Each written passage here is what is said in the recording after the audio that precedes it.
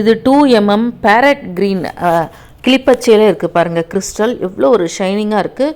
இதில் அப்படியே கோல்டன் பால் கொடுத்துருக்காங்க. ஒவ்வொரு சைடும் 5 கோல்டன் பால் கொடுத்துருக்கு. இது அந்த பாலுக்கு 2 சைடும் கேப் மாதிரி கோல்டுலேயே கொடுத்துருக்காங்க. அது பார்க்குறதுக்கு இவ்வளோ அழகாக இருக்குது. அந்த பால்ஸில் பார்த்திங்கன்னா ரவுண்டாக ஒரு ஓப்பன் வேற வச்சுருக்காங்க. டிசைன் புதுசாக இருக்குது. இது ஃபுல்லாக இருக்குது. நிறைய ரோ இருக்குது. ஆனால் ரோ வந்து பிரிக்க முடியாது, ஏன்னா பால்ஸ் வச்சு இணைச்சிருக்காங்க.